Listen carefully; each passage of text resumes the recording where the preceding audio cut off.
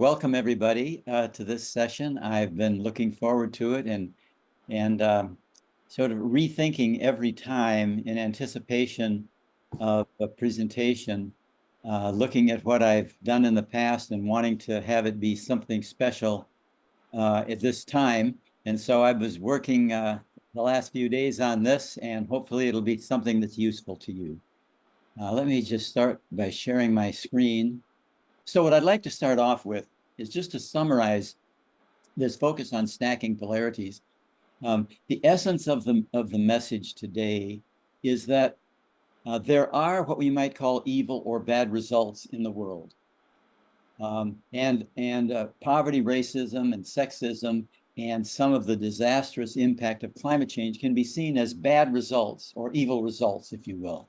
So often when we experience evil or bad results, we want to look for the root changes. The root causes, We're looking for the root causes of these evil results, which is an understandable pursuit.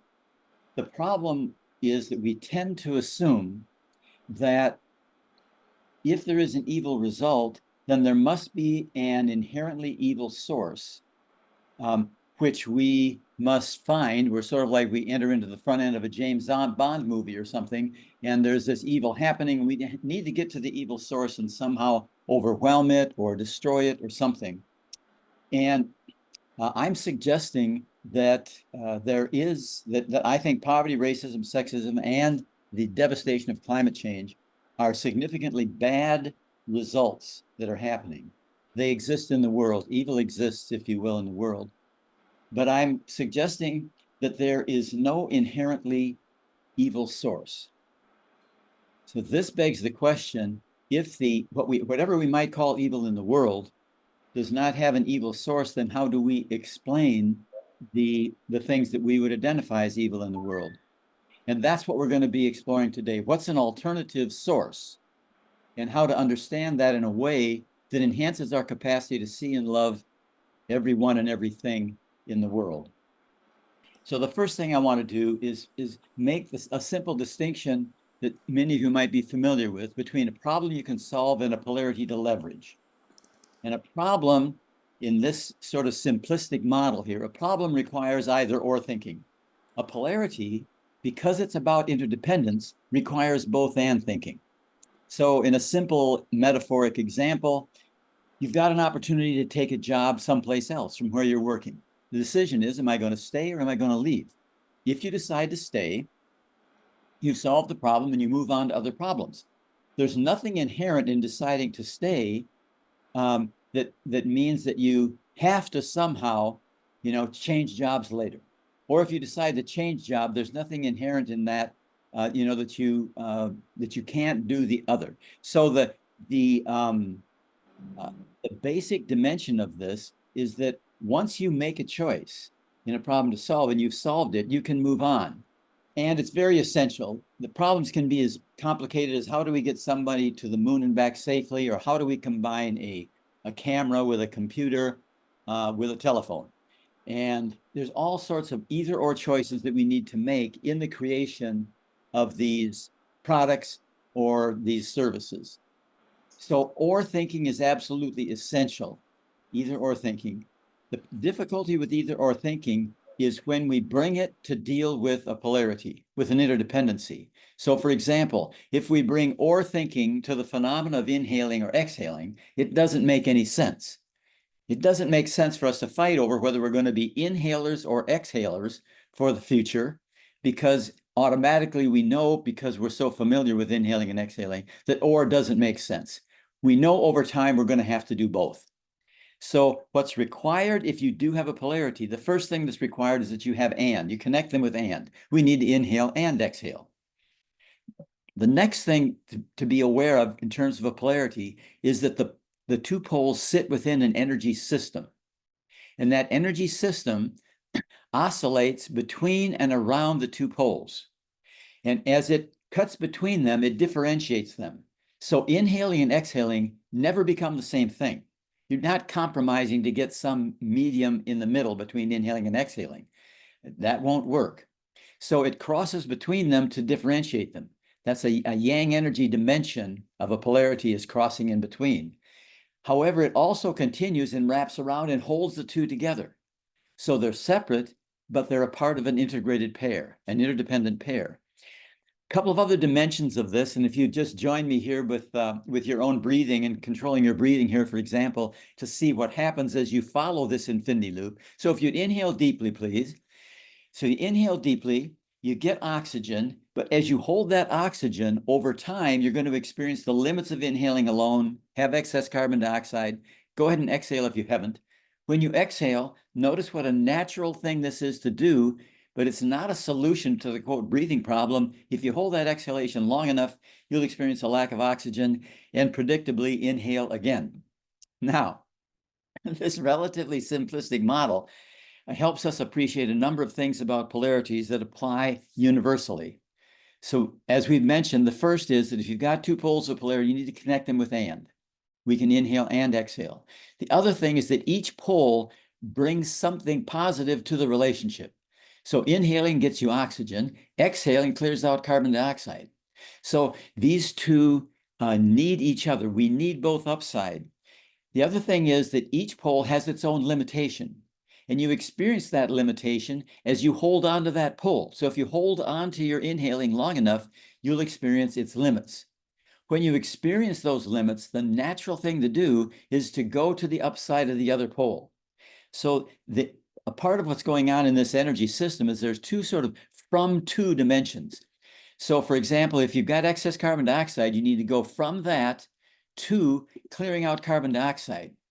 And that's the energy, we're energy going from a limitation towards a natural self-correction. Now, when we get there, it's not sustainable over time, and we find ourselves in another from two. We've got a lack of oxygen, and we need to get oxygen. So we have this energy moving that direction. So that's the engine within this system. As we experience its limits, it drives us to the natural self-correcting upside of the other pole. So what I'd like to do now is just with that sort of understanding of how this phenomena works of two poles of polarity, each having their own upside and that they need each other over time, I'd like to talk about the notion of what if or thinking without and thinking causes and perpetuates poverty, racism, and sexism. So when we use or thinking without and thinking, when and thinking is required, that's the problem. It doesn't make anybody a bad person, but it can lead to real disasters. In this initial story, it's about Dr. Victor Garcia at Cincinnati Children's Hospital, and we met at a systems thinking conference where both he and I were presenting. And Victor was the founder of the trauma center at Cincinnati Children's Hospital, and he kept seeing people, young people, because the Children's Hospital. So China, who's 8 years old, was one of the people that he saw coming into the hospital for trauma care. And China lived right in the neighborhood that Cincinnati Children's Hospital is located, Avondale neighborhood, which is the most violent neighborhood, at least at the time, most violent neighborhood in all of Cincinnati. She arrived with multiple gunshot wounds, one in her back that paralyzed her from the waist down, and one in her eye that caused her to be blind in her left eye. And so China was one of a series of children that were coming through this trauma center. And Victor was just thinking to himself, I need to pay attention to more than just the symptoms here. China is a symptom, and just focusing on China and taking care of China is not enough. I need to pay attention to the root causes that lead to an Avondale neighborhood. Concentrated poverty is the strength from concentrated wealth. And so he worked on some organizations to deal with that. And he came to the systems thinking conference to ask about, are there some things that systems thinking could help me address this tension I experienced between symptoms and root causes? And that was a natural polarity. So we got into a great conversation about it. And so the results of this presentation are in part in this collaboration with Dr. Garcia. So how do we get evil results without an evil source?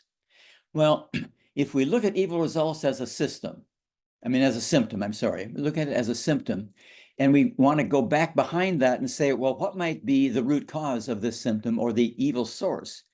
In this process, we can look at, we've got an 8-year-old China who's shot, paralyzed, blind in one eye. And we say, well, what might be a root cause of that, a context for that? Well, a context of poverty and racism showing up in Avondale neighborhood where she was shot. It was an accidental shooting. It was a drug-related shooting, and she was an accidental bystander in the incident. So, but what happens if poverty and racism were seen as a symptom? We need to look underneath that. So we go to, well, what might be a root cause there? We got systemic institutional policies and practices that are perpetuate poverty, racism, and sexism. And so what happens if we look further and say, well, what if those systemic institutional policies and practices are a symptom? They're the results of something or someone. So we now look for this evil or bad source. And in that process, we end up dealing with an us or them. And so we're finding those who are the evil source and self-righteously want to destroy them or overpower them minimally. So I'm suggesting that there really is no evil source. And the pursuing of an evil source is dehumanizing to the pursuer and to the ones who are found as the evil source. So it's a dehumanizing process to seek an evil source. And I'm suggesting that a non-evil source is or thinking without and thinking.